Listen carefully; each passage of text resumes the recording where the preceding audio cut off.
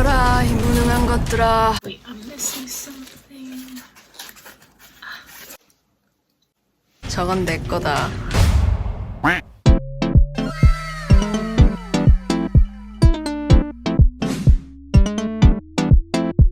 Hey guys, it's Lid and welcome back to another episode of Lid vs. K-drama. I mean, K-movie. First episode. Hey guys, it's Lid and welcome back to the first episode of Lid vs. K-movie. I'm gonna check my gum out. If you guys are following me on Instagram, you guys know that I've been calling the month of February Song Joong Ki month, and it's because of his latest movie that released worldwide on Netflix this past Friday called Space Sweepers, or Seungyo, which means victory in Korean. And then on February 20th, his latest small screen project Vincenzo will be airing on TVN and will also be released on Netflix. You guys already know that I'm covering that drama on a weekly basis, so if you're not subscribed yet, go ahead and do that right now because you don't want to miss it. Anyways, I've been looking forward to this movie for a while now because of course, Song Joong Ki, but also because of Kim Tae-ri, who I've now had a proper refresher on with my re-binging of Mr. Sunshine. I'm releasing 2 Mr. Sunshine videos later this week, so be sure to hit that notification button so you know when those videos are out as well. Both Song Joong Ki and Kim Tae-ri are such phenomenal actors that I was crossing my fingers that Space Sweepers would do them justice and not tarnish their good names. And I'm happy to report that it has not. Okay, so here is the Netflix description of the movie. Chasing after space debris and faraway dreams in year 2092, 4 misfits unearth explosive secrets during the attempted trade of a wide-eyed humanoid. This movie takes place 71 years in the future, and our 4 main characters are Kim Tae-ho, played by Song Joong Ki, Captain Chang, played by Kim Tae-ri, Tiger Park, played by Jin Sung-ju, and Bubs, the robot, played by Yoo Jin. So these 4 are a crew aboard a spaceship called the Victory, and basically they collect space trash to make money and simply get by. Tae-ho actually has a very specific goal in mind: to find his daughter Suni, who got separated from him. Okay, so in this review, I'll give you guys a breakdown and my thoughts on some of the major points that I wanted to highlight from the movie. Fair warning, there will be spoilers ahead, but I'm assuming if you clicked on this video, that means you already watched the movie and you're here to discuss it with me, or you're not gonna watch it and you really don't care and you're just here to watch me talk. Either way, no matter what your reason is, welcome and let us begin. I don't know about you, but I've had several movies and cultural references come to mind when I was watching this movie. I'm a huge sucker for Marvel and Pixar, so right off the bat, I felt very giddy because the whole setup with the inhabitable Earth and the space trash collecting culture had WALL-E meets Guardians of the Galaxy vibes. When you think space movies, you of course can't forget Star Wars, and I totally felt like there was a lot of influences from the space battles from the franchise, like the destruction of the Death Star, which required fending off Darth Vader, plus expert maneuvering of a large spacecraft like the Victory or the Millennium Falcon. Also, when Gonnim or Dorothy came aboard the ship, I was like cracking up because when she sneezed and was chasing them around the spaceship, it was really reminiscent to the way Boo was treated as something deadly in Monsters, Inc.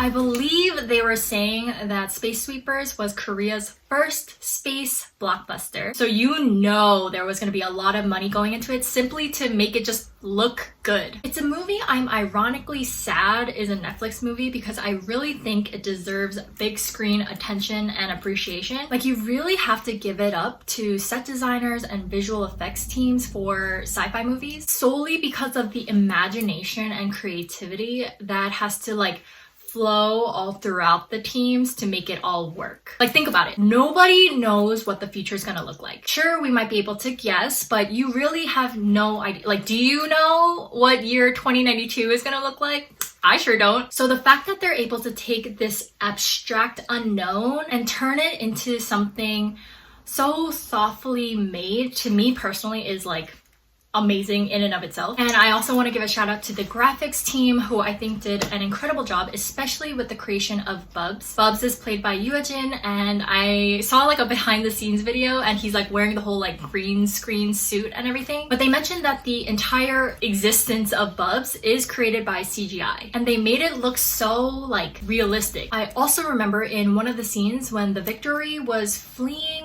like the base or the orbit, I forget what they call it, and they were flying through this really narrow tunnel space thing. I remember commenting out loud, wow, the CGI is amazing. Like, it was really detailed, really colorful yet grungy. I'd say Guardians of the Galaxy had similar feel and tone, but I mean, they got Disney money, you know? But then again, I guess Space Sweepers has Netflix money, so. Space Sweepers delves into several important themes throughout the 2-hour duration. The first one is the power of money and media. I mean, we see the theme of money in so many other movies and dramas. If anything, this is a thread woven into any piece that's giving commentary about society as a whole. We have Heirs, we have Itaewon Class, Parasite. Basically, the rich have power and they thrive, and the poor, they struggle to even live. We see the same power play in Space Sweepers. There's this Eden society run by a company called UTS, elevated above a dying Earth. And if you're a citizen of UTS, you have access to anything and everything. It's a perfect society that offers a stable job, a safe home, a perfect environment. But if you're not a citizen, you need so much money to literally do anything. And that's why Space Sweepers exist. In this futuristic society, in order to make money, what non-UTS citizens do is they like catch flying space debris, whether it's like old abandoned spaceships or just random satellites, and then they sell the scraps for money. But similar to real life, you have to account for taxes and bills and loans, and the more you push them off, the more they rack up. And with your debt constantly increasing, you end up just getting caught in this cycle of not actually making any money, but still having to do this dangerous job. In terms of power of media, we see moments of censorship and misinformation. There's first a report that Gunnim, or Dorothy, is a highly dangerous robot containing a hydrogen bomb that could explode at any minute. And for the first half of the movie, I genuinely believed she was a robot. And later, when it was revealed that she actually was a human child, she was simply infused with nanobots by her father, who did it to like save her from her sickness. I was like, oh my gosh.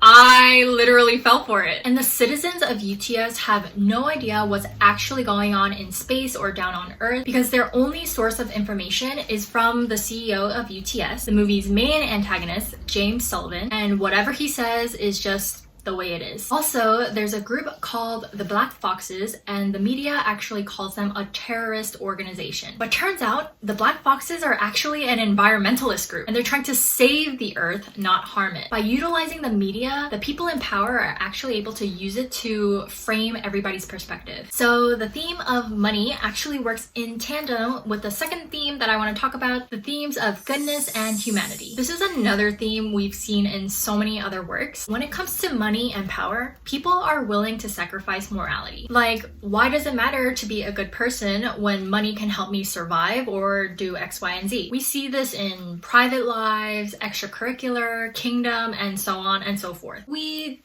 do kind of touch on this theme a little bit, but I really think it was more of like a light skimming of it more so than a deep dive. I think the movie could have played up this theme a lot more to give it a lot more depth, but honestly, if you missed one line or one monologue, you kind of missed the whole point. Like I said, James Sullivan is the CEO of UTS, and he isn't exactly the guy he advertises himself to be, like the one who's saving mankind. If anything, he has a very twisted Thanos-like mentality of saving a few in order for the universe's remaining population to thrive. Also, I promise this is relevant for a little later, but just want to mention that James is over 150 years old. Now, this part was a little confusing to me, so if you had a better understanding of it, definitely let me know in the comments down below, because I would love a proper, thorough explanation of this. But to my understanding, UTS examines the DNA of citizen candidates, because I guess in the future, technology has the power to reveal your inner nature and characteristics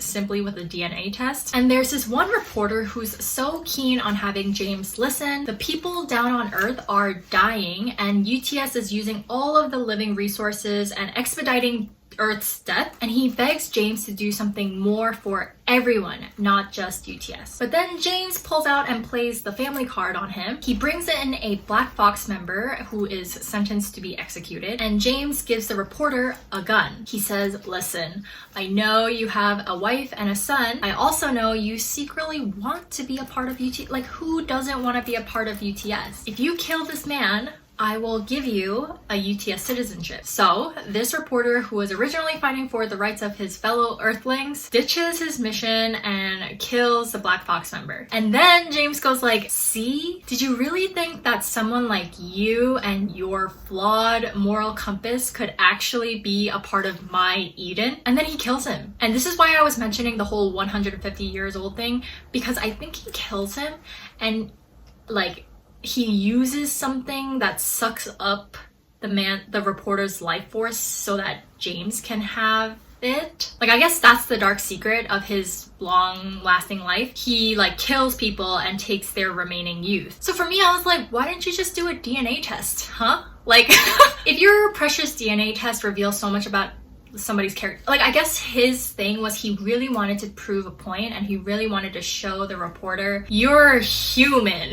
That doesn't make sense, because I was like, then if you want to be a part of UTS, does it mean that you literally have to be borderline like perfect? In Christian terms, you would have to be like sinless. But anyways, going back to the whole sacrificing morality concept, James uses money to manipulate Taeho. Again, Taeho used to be a soldier for UTS, but then he was banished and now he's fighting against UTS to protect Dorothy from them. But James knows that Taeho needs money to find Suni. So there's a scene where he drops like $4 million in cash in front of Taeho, telling him to abandon this whole mission of finding Dorothy, like, forget that, go find your daughter. To which Taeho can't really resist. But then Taeho comes across a note from Suni in her workbook when he was like going through her stuff, and she wrote, I will also become a good person like my dad. And when the scene came up, I was like, what?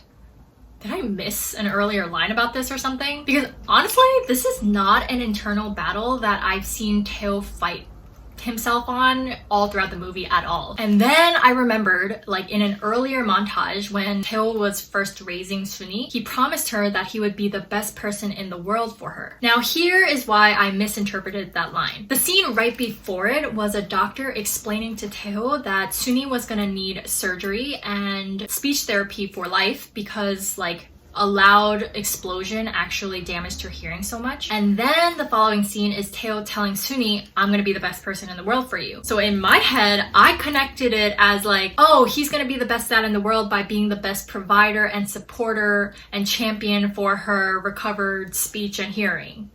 So when I saw the line of Suni saying, I'm gonna be a good person like my dad, I was like, where did this come from? I wish we saw more of like a thread woven throughout the movie of him actually wrestling with trying to be a good person, regardless of the circumstances he finds himself in. And the last theme that I want to talk about is a father's love. I think the reason why Taeho's goodness thread felt so weak was because Taeho's father's love thread was better built and so much stronger. I love anything about parental love. It's the reason why I, a scaredy cat who can't watch anything remotely scary, horror, thriller related, watched and enjoyed Train to Busan, because ultimately it was about a father doing whatever he could to protect his one and only daughter. When I was watching Space Sweepers, like, as an audience member, I really felt for Taeho in his quest to find Suni. Yes, I cared a lot about Gonnim and everything, but it was kind of difficult for me to pinpoint the reason as to why Taeho specifically should abandon his mission of finding his daughter for her. Personally, I think if Gonnim had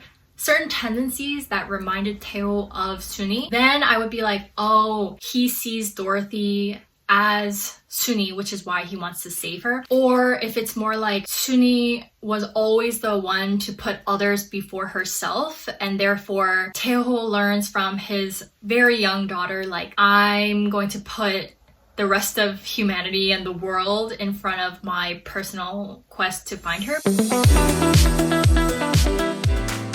I knew before I even pressed play that the cast was gonna be incredible. Okay, first of all, the child actress who plays Gonnim / Dorothy, Park Erin, is so freaking cute. Like, the character itself is supposed to be adorable, and she did a phenomenal job because the whole time I was like, oh my gosh, she's so cute. As for the rest of the Victory crew members, I just really loved how each person had their own individual strength and like clearly defined personalities. And what I really liked is that they're all misfits with dark pasts. Tail was a child soldier for UTS. Captain Chang is an expert gunswoman and was the closest one to ever killing James. Tiger Park used to be a drug lord, and Bubs used to be a robot used for air combat and assassinations. I think it's just like really cute that like these like tough guys kind of came together to become a family, and they grew even softer when Dorothy joined the gang. As for James, I know we touched on this a little earlier in my last point, but I really wish he was a little bit more antagonistic with clearer motives. I guess I didn't really see him as like this ultimate threat per se, because to me he had a very clear weakness on his own. I actually mentioned this in Run On, where basically the dad in the drama was the antagonist, but I was like, your own weakness is bigger than anyone else's weakness, so it didn't really feel like he had much power. And I feel the same way about James here. Like, if there was no one around for him to kill, he could technically die on his own.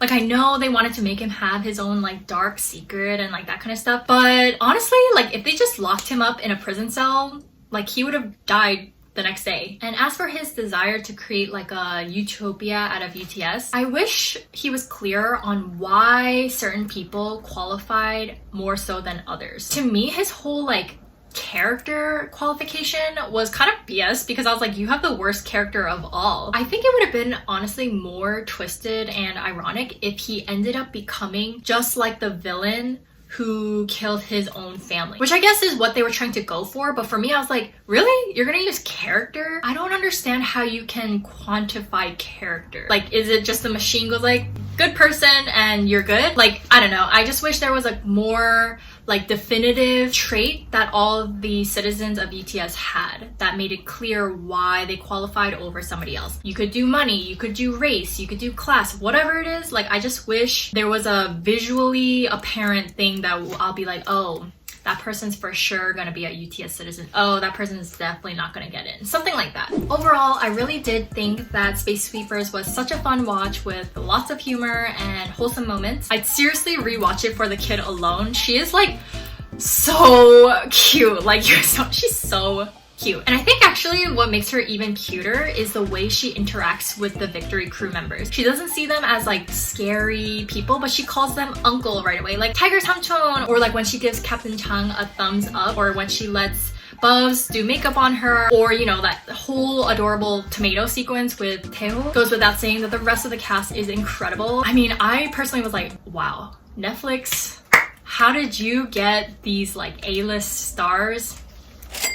Also, the description is freaking hilarious now that I reread it, because yes, they mean explosive in terms of the bomb going off to destroy Earth, blah blah blah, but I think it could also refer to Gonim's constant farting. Anyways, if you also watch Space Sweepers, let me know in the comments down below and let me know your thoughts as usual. As always, thank you guys so much for watching, and I will see you guys next time.